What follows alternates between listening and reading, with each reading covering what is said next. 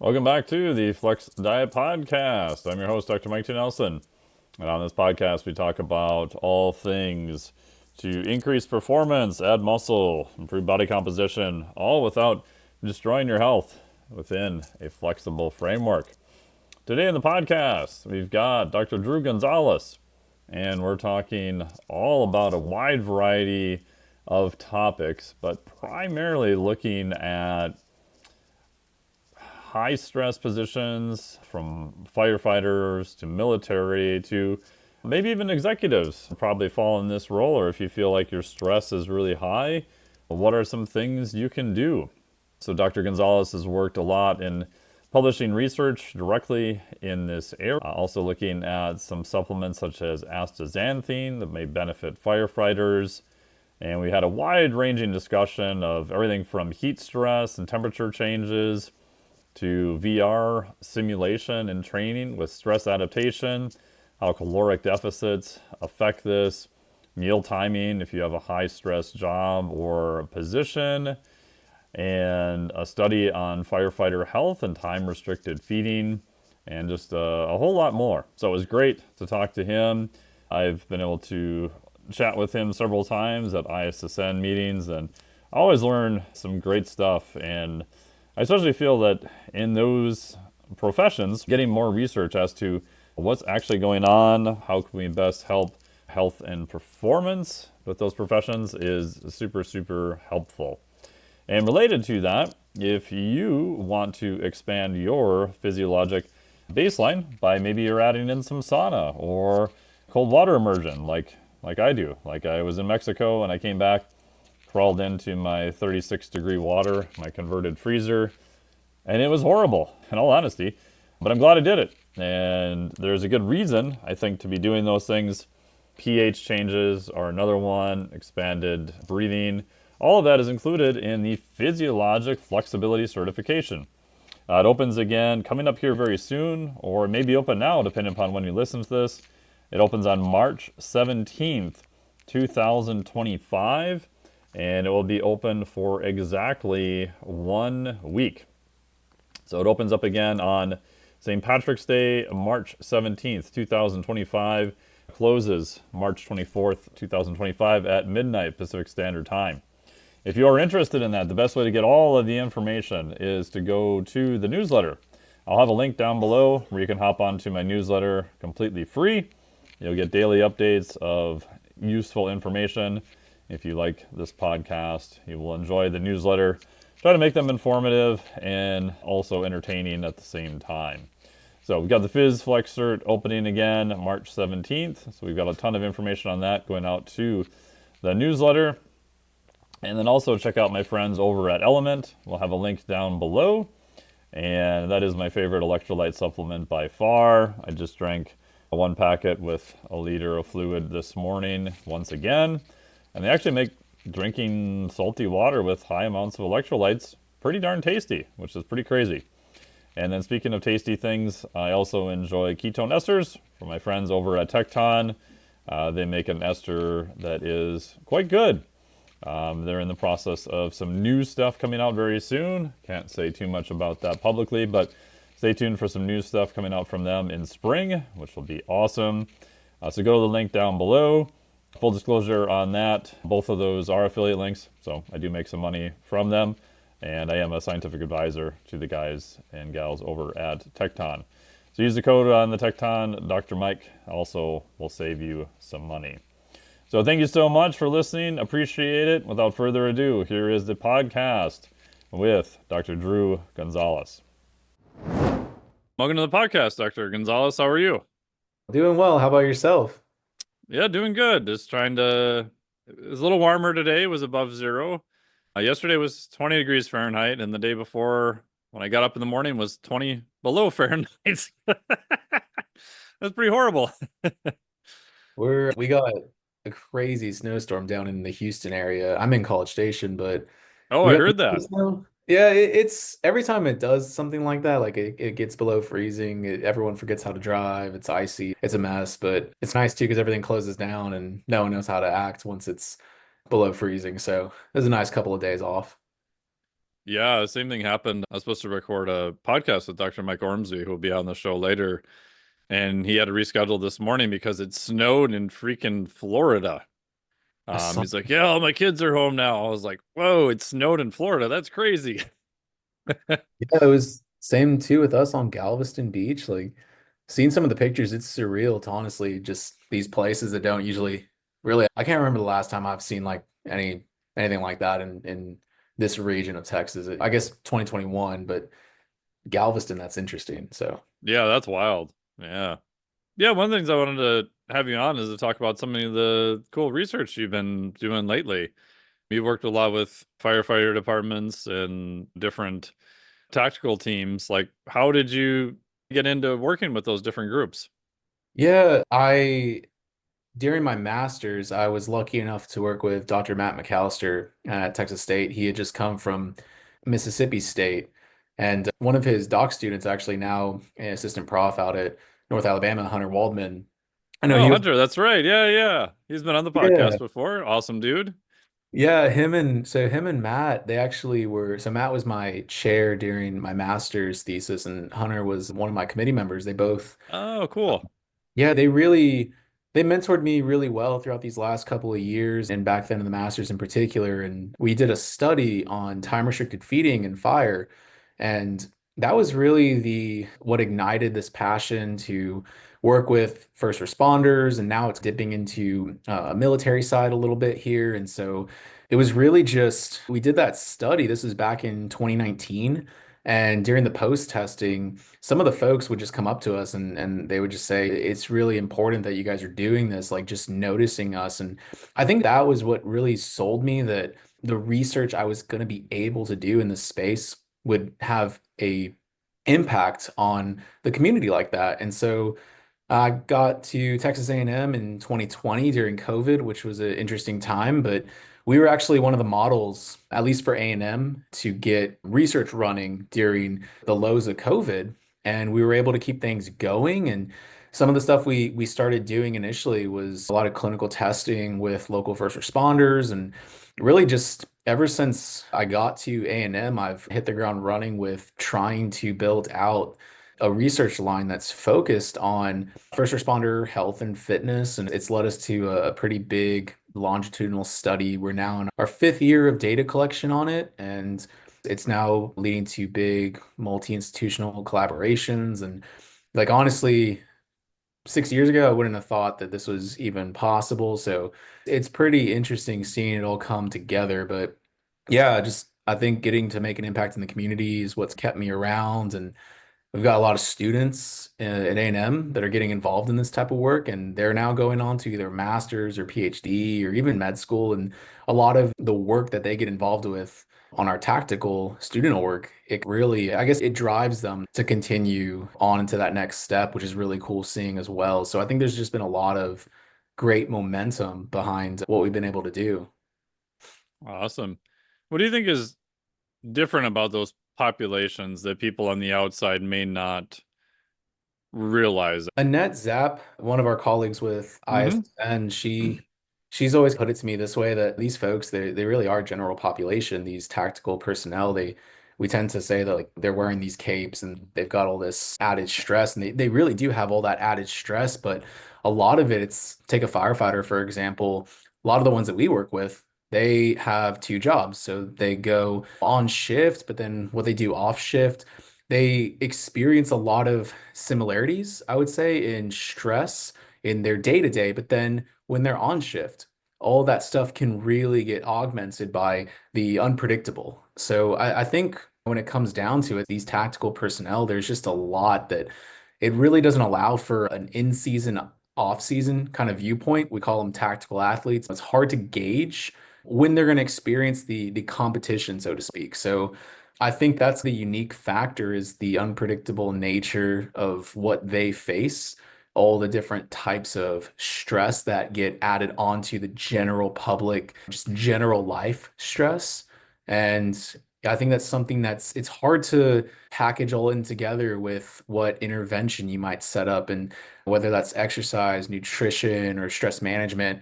I've noticed that's definitely something that sets these folks apart. And so having to consider all of those things in a one is really important. And that's something that we're trying to better understand with the clinical assessments we do for our local first responder groups is just where are these folks at with their health, their fitness?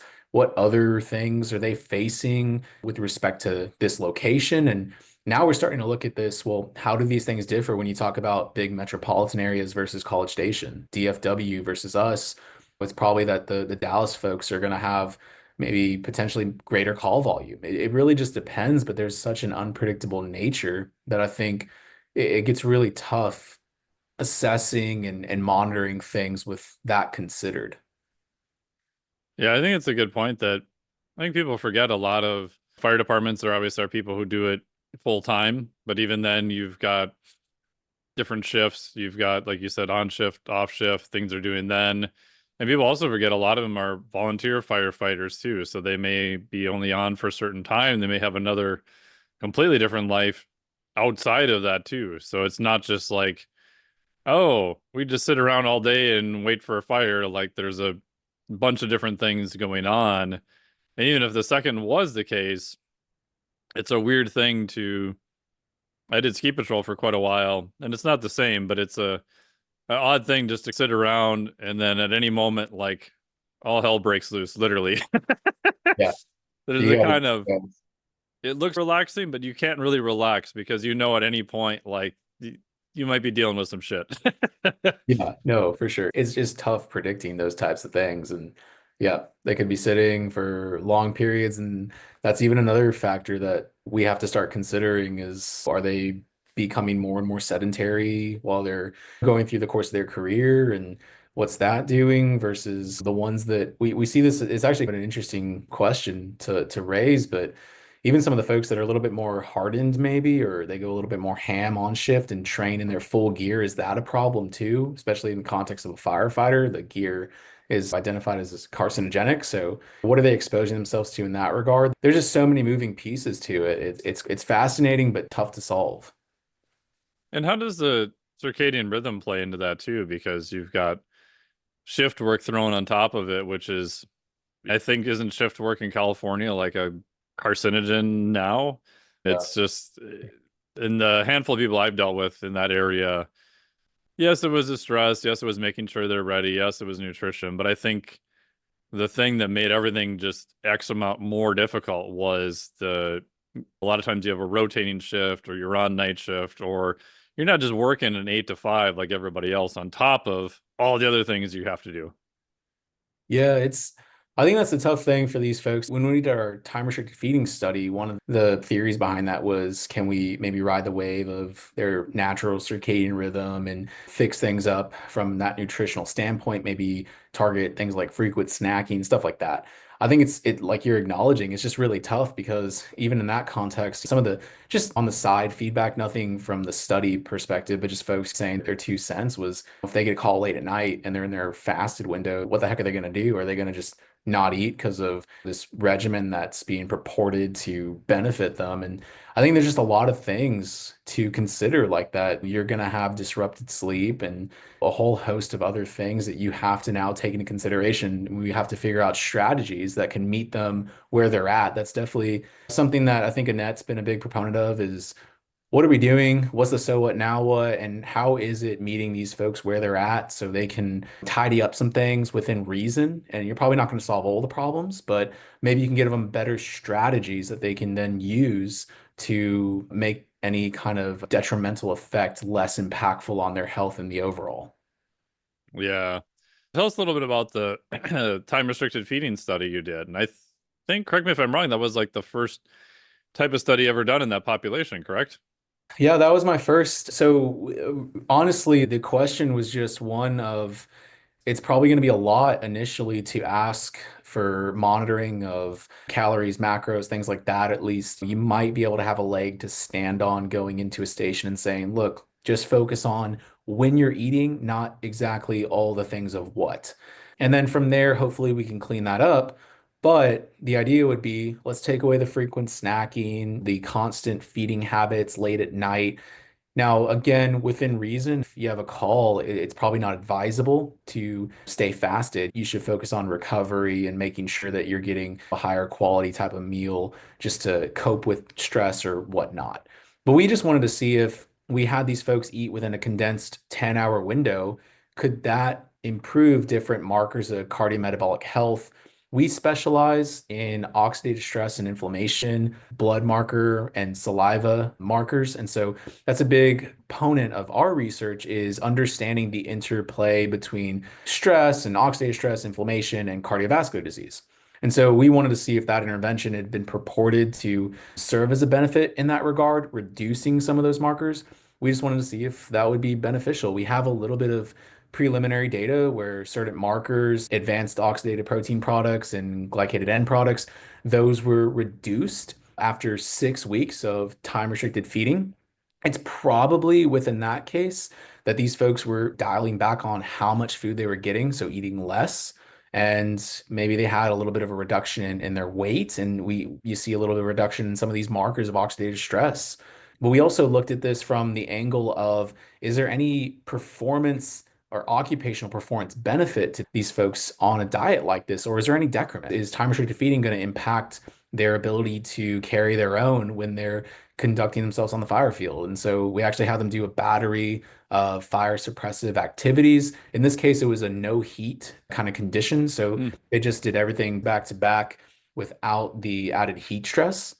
But we did see post time restricted feeding reductions in an inflammatory cytokine interleukin 1 beta, a proof of concept. But again, there are some of these dietary regimens that, in this case, the time restricted feeding stuff is one of those that gets purported out in the mainstream. It's the end all be all potentially, is what some people will say. And we really just thought of this from a pragmatic sense of, hey, if you just condense your eating, your consumption within this time frame, maybe that helps you mitigate some of the other not great things that you're doing if you're frequent snacking. And so I think that it's interesting what we did find with that, some of these reductions in oxidative stress and inflammation, especially around firefighting tasks. And it's something that I definitely want to build on this in the future. I think this is something that we want to do some follow-ups on. We didn't have a true control group, I will say, and that was the tough thing with doing some of this line of work is you really have to pivot. I found myself saying that a lot recently, that in reality is these folks have really busy schedules. You don't want to be disruptive whatsoever too with what you're trying to do. You try to make it as real world as you can. We ended up having a lot of folks decide they wanted to go the time restricted feeding diet and then had a few folks drop out of the control. So we ended up not having a solid control to reference. But that's something that future work could definitely build upon. We have some prelim data that would suggest this might have a time and place where it could be advantageous. Do you think some of that was, I assume calories were a little bit lower in that group? Do you think it was a more of a timing effect, or I know it's probably hard because you may not have the statistical power to answer all these questions and future studies will look at it, but what do you think is going on in terms of if we were to guess at mechanisms? Yeah, no, I really do think it's going to be attributed to the calories in, calories out concept. I think that they were eating in a deficit. We did take dietary records, given that it's just free living. Sometimes those aren't the most accurate, but we do think that it was just a reduction in the calories, which I think is still important to note. They can follow a Better is strategy. better. Yeah, right. Gets you on the right path. Maybe that's not the thing you do for, the long haul, but even in the acute, if it helps you get on the right track and maybe you start to then build upon it, I think that's that next step. Maybe these folks become more aware of what their habits really are, and then they can reshape it from there. So I think that's a good way to frame some of it too, in just that real world sense. What are your thoughts about I've worked with some emergency people, firefighters, even nurses, doctors, etc., that have pretty high stress jobs but tend to work goofy hours. So what I've tried to do is, again, it's not always feasible, but whenever possible, especially if they're flipping from day to nights or evenings, is set up their feeding schedule where, okay, so when you get up, you have, your breakfast and then you eat 4 hours later, and then so that their timing of meals and their meals are tend to be about the same, whether they're working a day shift or an evening shift or a night shift. Because there's some data showing that circadian rhythms, like food timing, may be related to that. A lot of that is Sachin Panda's work, and a lot of it is kind of animal studies, which I get why it's done. It's interesting. I just wonder how much that transfers to humans. But what are your thoughts about that? And anecdotally, it seems to help. But again, I have a super small n number of people doing that, and it's not controlled, and all the n equals one stuff. Yeah, right. No, honestly, I think really it boils down to what strategy is something that could be adhered to for the long haul for these folks. And everyone's going to be maybe slightly different, but probably the whole food first, but not food only approach. Consideration too has got to be given for some dietary supplements, Sure. depending on what's going on.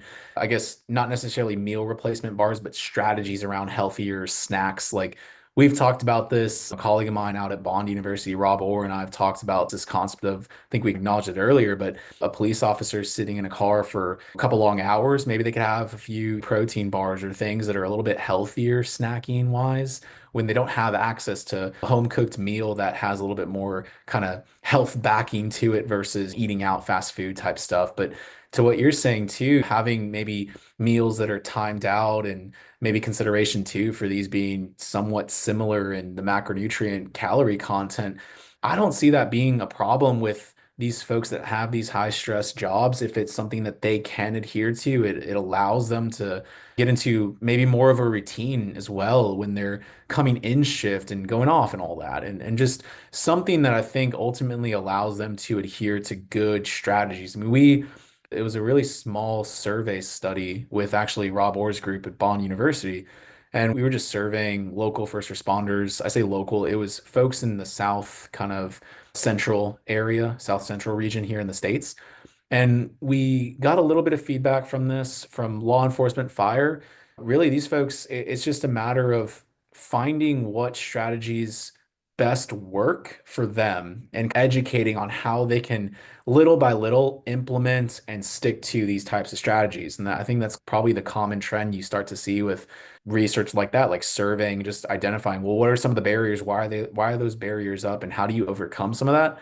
So I think ultimately it boils down to if they can adhere to something, there probably is all these different potential purported mechanisms for a health outcome. But if it's something they could adhere to and it helps them dial back on overeating, maybe helps them dial back on the frequent snacking, I think that's going to have the best bang for your buck, really. Yeah, I was reminded of my buddy Stan Efferding's quote of the science is a compliance, right? Compliance is a science. One of the ways Yeah. that it's like anything else. If you're not doing something consistency, like you could have the world's best diet and everything set up for you, but if you can't do it, then it's practically almost worthless. And yeah, and that's I think always the trick of finding things that are better and trying to set it up in a way that's actually manageable. In that, I know the mistake I made early on in my career was probably trying too hard to get things air quotes perfect and just assuming that they would do whatever I told them to do, which again is that doesn't work that way. Yeah. No, that's fair. That's fair. Talk to me a little bit about heat stress. And I say even just temperature changes, because there's a lot of, not only do you have the stress of not knowing what's going to go on, obviously you've got the stress of dealing with the emergency that's happening, but you've got equipment concerns, you've got extra weight, you've got potentially visibility, heat, you have all these other stressors that get, in the case of especially firefighters, compiled on top of what's going on. Well, yeah, and honestly, this is a research front that I'm hoping to build upon, in the next phase of my, I guess, early career would really be identifying, I call it a domain of stress that would probably be the most impactful or something that maybe we can prioritize strategies around. So for the firefighter, like you said, they're wearing turnout gear that is encapsulating. It's like a personal sauna. It's not breathable. That compromises thermoregulation. And then not to mention whether they're going into a burning building with that kind of environmental heat stress in that context, or even some of the feedback we've gotten is in Texas, it's like triple digits now every summer, and it's just really awful out there. If these folks are responding to a car crash on the highway, that's something also to consider the environment in that sense. So I think that's probably the I'm speculating when I say this because I don't think we have the data just yet. I know that there's a really good review paper that just came out of Dr. Jacob Moda's lab out at Texas Tech on this, but heat stress is probably that particular domain of stress for fire that, and that kind of makes sense, but it's probably that domain that is the one we should really strategize around for that population.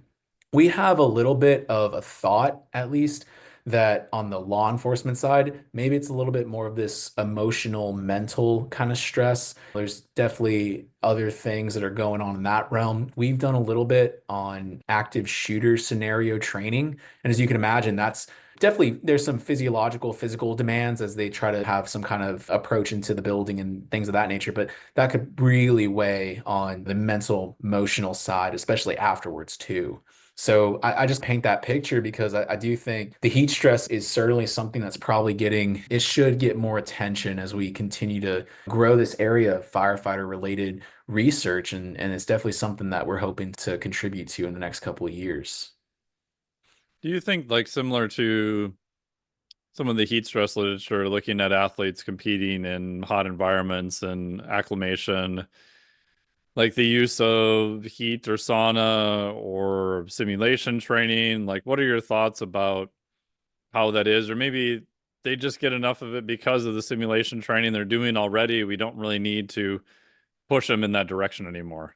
I think, I think it's tough to say. I don't know, honestly. I could see that maybe in one regard, early on, there could be an advantageous thing to some kind of simulation or training that they're getting. At the same time, some of the argument might be, well, do we want to put them in that environment maybe as much? And then Sure. recently, too, I was given a little bit of a thought of how these folks are adapting to the stress that they're exposed to. Maybe the adaptation is actually something they do need during their career, and after they are out of that career, that's where it starts to get even more problematic or so. I think there's a lot of honestly just questions we really have and need to answer within that space. It's probably that there is a context where it could be leveraged and one where maybe you do want to back off a little bit. Yeah. My brain goes to, you see this in high level sports, like you may have athletes who play a lot do different training than athletes who don't play a lot. And the answer being, well, if you're playing a lot, you have that additional stressor because you're active. If you never even played in the game, then you probably could train more because you don't have the stressor of the game. Maybe Mhm. it's something where if you have a lot of calls, you have a high volume, then yeah, we probably don't want to just dump a whole bunch of extra stress on top of you if your system's struggling to get back to baseline. But Yeah. maybe the flip side is if you're newer or part of training, if we could take some time and maybe precondition you to heat, we would assume that based on that literature, that when you're exposed to higher levels of heat, that stressor isn't as bad as what it was without that sort of preconditioning time period then too. Yeah, I do think that might be something for consideration within academies and just early on. I know Sure.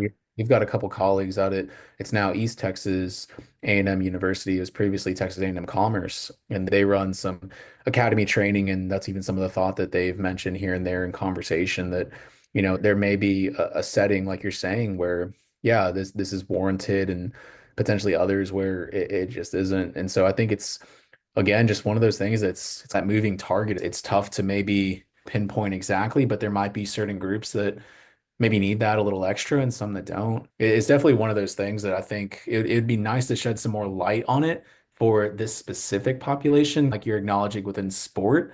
I think the goal, hopefully, would be to replicate a lot of things or really show a lot of those recommendations in the tactical groups, in particular, these first responders, because there's a lot of just, I think, compared to the military, there's definitely a little bit more on the military side with certain things, certain strategies, especially, for example, nutrition. On the first responder side, it's pretty scarce and definitely a need to really boost that and get info out to these folks. They have evidence-based approaches to train and hopefully respond better to these scenarios that maybe, for example, too, with the active shooter stuff, that might be one of those scenarios where it's, well, you're not training in that maybe as much depending on resources and things of that nature. We've looked at VR as a potential solution for I guess I'll just say it like this, streamlining the training at least so you get some work through of those scenarios, at least from even the mental standpoint and working through like how you're thinking through that. And that might be just an example of many of how these things could be leveraged.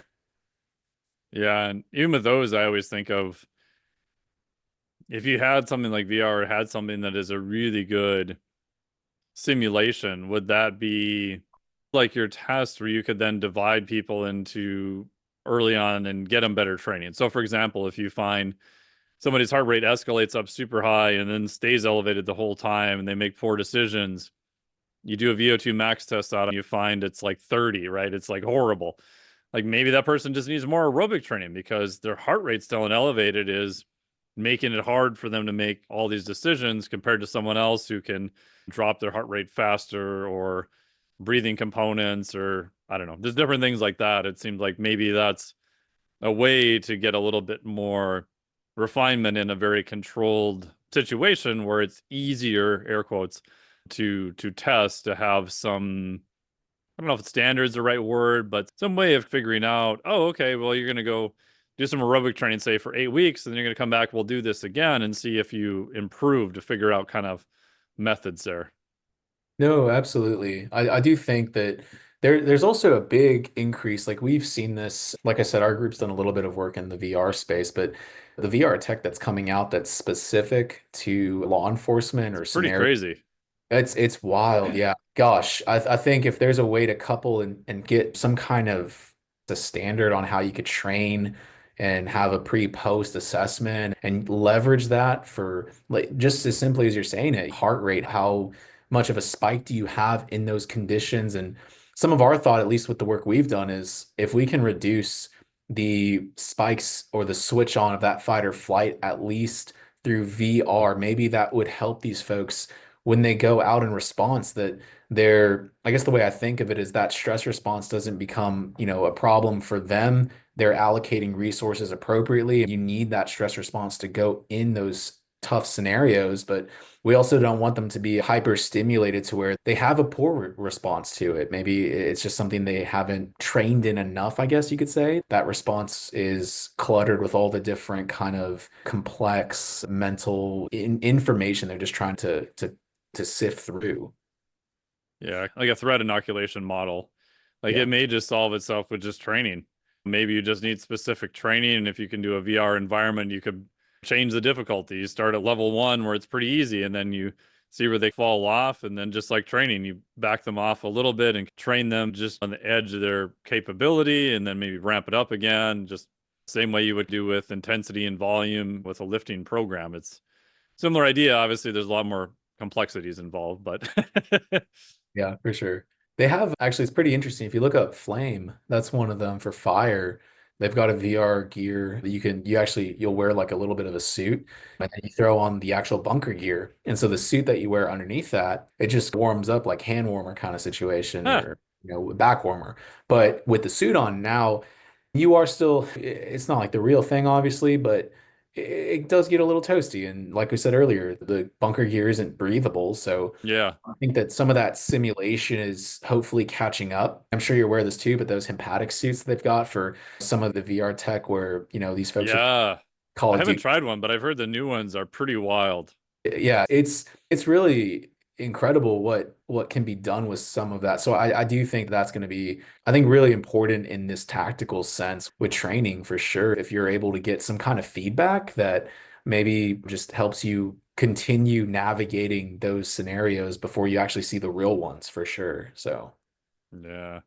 And I know you've done some work with speaking of mitigation related to antioxidants, the antioxidant astaxanthin, correct? yeah, that was my dissertation work. Yeah, can So you tell us about that? We've had Dr. Karen on the podcast here before. We've had Dr. Hunter Waldman here talking about it. yeah.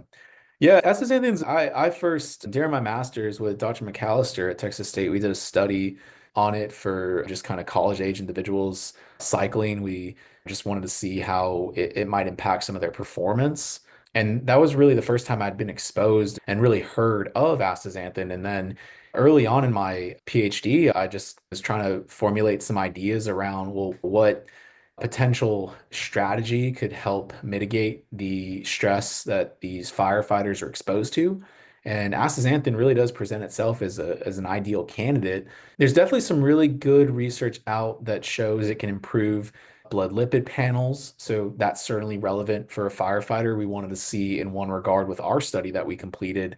Does it improve aspects of cardiometabolic health and lower CVD risk? Some of the other things too is Hunter's group, they've shown reductions in at least subjective measures of soreness. Now, we didn't look at soreness in our study, but I do highlight that because I think there's this idea that it's maybe helping promote aspects of recovery or just these subjective markers related to soreness recovery, perception of that. And if you can have better output and you feel like you're getting better output, even if objectively speaking, maybe you do have a little bit more indication of more soreness or muscle damage, et cetera, that subjective piece is pretty dang important. And so we really wanted to see this from the angle of reducing blood lipid panels, these markers of cardiometabolic health, like oxidative stress, inflammation, things like that, with our study. And so we had a 4 week intervention where we gave the firefighters 12 milligrams of astaxanthin.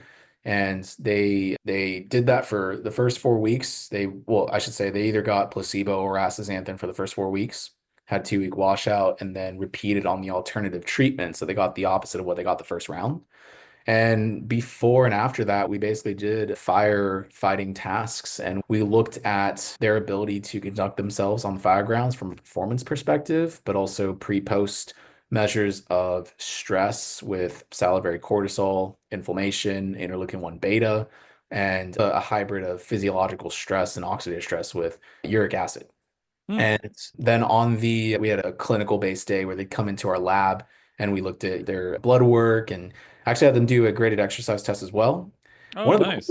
Yeah, and honestly, one of the cool findings of that study was 4 weeks, we saw an improvement in ventilatory anaerobic threshold. So that was a Hmm. neat outcome there for these firefighters. And maybe some of the thought there is honestly, they just became a little bit more regimented for those 4 weeks, taking a supplement and being a little bit more cognizant of their activity levels and things like that. And maybe that kind of helped kick that number up a bit. And so it's a neat finding for sure. We didn't see anything with the blood lipids. Speculate that maybe the duration needs to be a little bit longer. Some of the work that's out is a little bit more suggestive that you need at least 8 to 12 weeks. And so we actually are doing a follow-up study that's going to be a 12-week study. And so we might have some promise there. But the saliva stress, inflammation, oxidative stress responses to firefighting was pretty interesting is that the astaxanthin group, these are placed in a clinical significance perspective.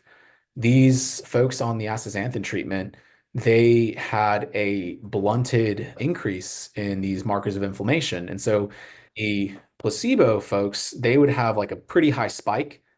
And then the astaxanthin, it would take some time for it to spike, or it wouldn't spike as much. And so the thought I always have with stuff like that is now we've done some live fire training evolution, stress response research as well. So usually you see folks, they have a spike in cortisol. It could be like 90% spike, 100% spike, something like that. Well, these folks had on the astaxanthin treatment a blunted spike. Well, if they Hmm. get a subsequent call, maybe they don't have as much stress just stacking and stacking, so to speak.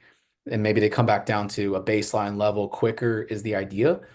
So that's something that we think would be interesting to continue assessing for these folks. But there seems to be some promise that astaxanthin can attenuate some of that occupation-specific stress response, or at least keep it at a better level than it just continues to deviate away, if that makes sense. So it's definitely a really exciting study, and definitely the follow-up that we're doing, I think, is going to shed a lot more light too on some of these outcomes.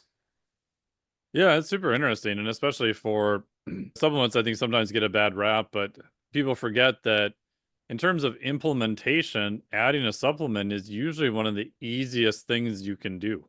Like, yes, it's compliance, and yes, people do forget to take their drugs and their supplements, but I think sometimes you can get some easier wins with it in addition to doing the other things, because I think people also forget that they assume that, oh, you have them take a supplement, like they assume you're not talking about diet or anything else. It's like, no, you can do these things together. That's why they're called supplements. And if it's something they can take that is showing an improved response, obviously we haven't seen many negatives with it other than potentially cost. And the cost of astaxanthin has come down dramatically over the last 12, 15 years.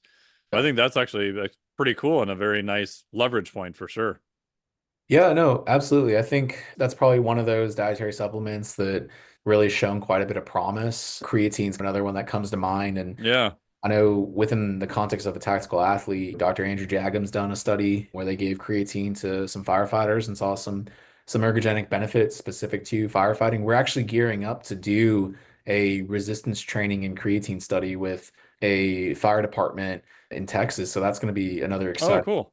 Yeah, we're gonna do some exploration there as well. And really, like I was saying earlier, is just we want to build this space out to where you have a similar sense of sport nutrition, but it's particular for these tactical groups. And so yeah, and like I said, the follow-up we're gonna do with Astaxanthin, I think this is a growing space and it's just there's a lot of promise, I think, with identifying strategies that are maybe a little bit more pragmatic or simple to leverage in these populations, or even to a little bit of what I said earlier is just maybe that kind of kickstarts some of their awareness to, well, I've got to make a change with whatever I'm doing nutrition wise or even physical activity wise, because this is going to be helpful in the long run. So I think there's a lot of really interesting things that are definitely in the works and it's exciting. Any other supplements you think might be beneficial? I guess my brain goes to maybe like fish oil or magnesium or something like that. Yeah, and definitely fish oil. I think supplemental protein with these folks. There's a few Sure. small observational type studies looking at intakes, and interestingly, they in fire, at least to my knowledge, they've compared it to military dietary reference intakes, which is Hmm. maybe not the best comparison there, just because of the potential differences in, I guess, energy expenditure, et cetera. But firefighters might not be having enough protein in the diet. So supplemental protein could definitely be leveraged. Everyone's probably on caffeine if you're a tactical athlete. I think Yeah. keeping that maybe in check, more aware, and hopefully it's not a really bad habit. That's just something to be mindful of, really, just the individual responses there. We have a few others that we highlighted in the 2022 position stance, but essential amino acids, making sure you have a good array of that in your protein source. And so that's something else. We actually just did a study on pork protein and Hmm. plant protein. And it was with our ROTC cadets at A&M, and we have some data suggesting, I think it makes sense for most, but pork protein's superior there. But a lot of that argument too is just the complete array of essential amino acids and some of the creatine content. So I think it just sheds more light, gives you like a leg to stand on, right, with some of these recommendations within the specific population. So hopefully they have a little bit more buy-in. And then I know too, there's a explosion of interest in adaptogens and nootropics. And so I've got a student, she just wrote a TSEC report on the topic.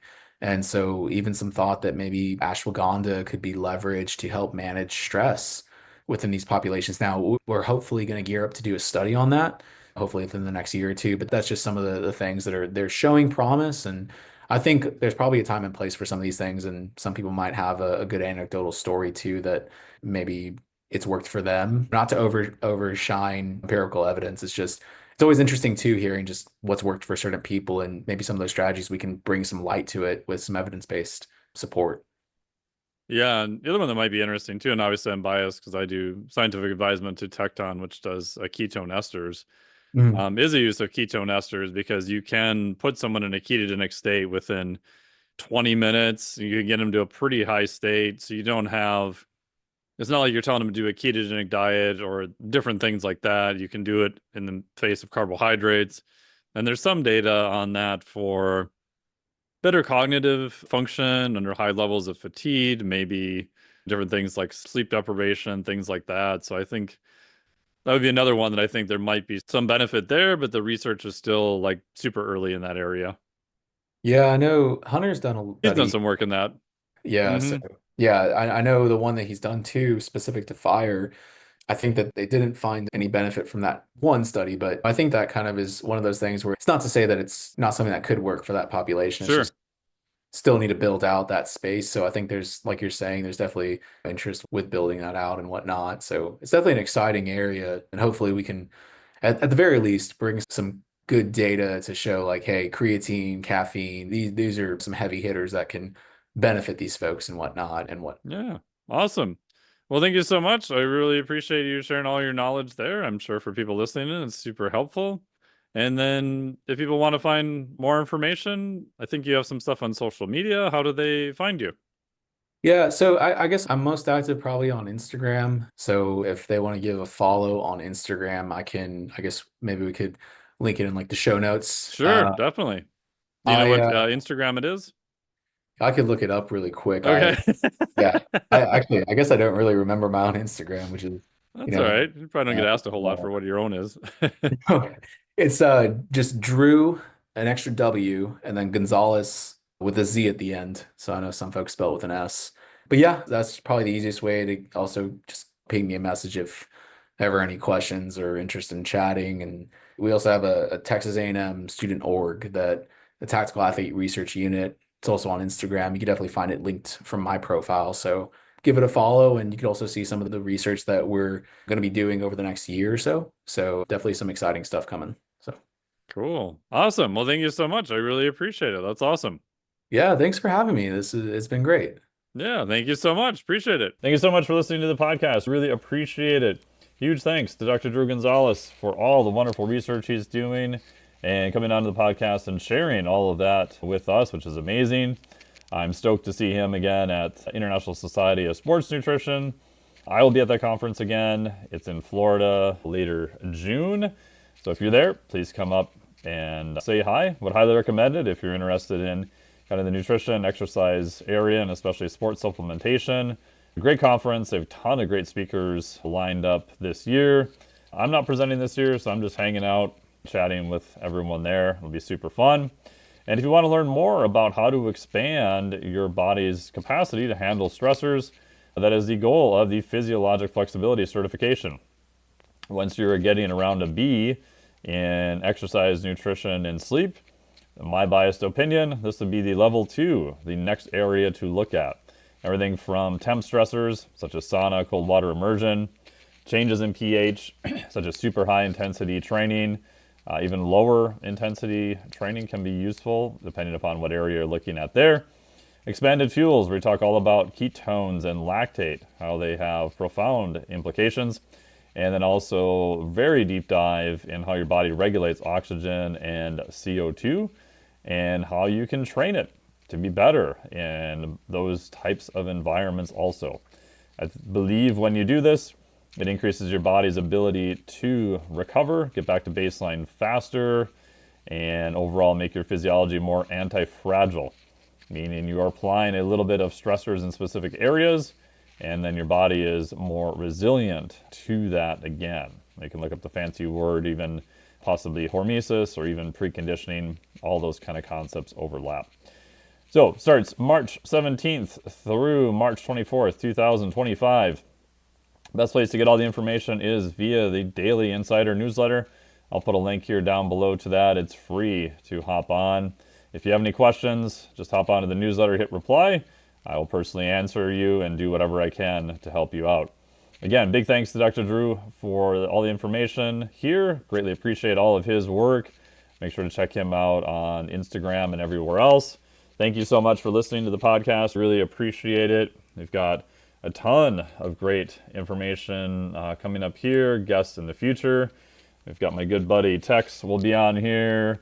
We've got Dr. Guillermo Escalante coming up talking about the enhanced games and some other really cool stuff. We got Dr. Mike Ormsby talking all about fat regulation and some great studies he's doing with microdialysis and much more, and many other guests. So stay tuned to the podcast. If you could give us the old like, download, subscribe, all that wonderful stuff really helps us out to get the podcast into more ear holes. Thank you so much. Really appreciate it. We'll talk to all of you next week. That was a great number. I don't care what you say. I thought it was dumb. Maybe you're right. This podcast is for informational purposes only. The podcast is not intended as a substitute for professional medical advice, diagnosis, or treatment. You should not use the information on the podcast for diagnosing or treating a health problem or disease or prescribing any medication or other treatment. Always seek the advice of your physician or other qualified health provider before taking any medication or nutritional supplement, and with any questions you may have regarding a medical condition. Never disregard professional medical advice or delay in seeking it because of something you have heard on this or any other podcast. Reliance on the podcast is solely at your own risk. Information provided on the podcast does not create a doctor-patient relationship between you and any of the health professionals affiliated with our podcast. Information and statements regarding dietary supplements are not intended to diagnose, treat, cure, or prevent any disease. Opinions of guests are their own, and this podcast does not endorse or accept responsibility for statements made by guests. This podcast does not make any representations or warranties about guest qualifications or credibility. Individuals on this podcast may have a direct or indirect financial interest in products or services referred to therein. If you think you have a medical problem, consult a licensed physician.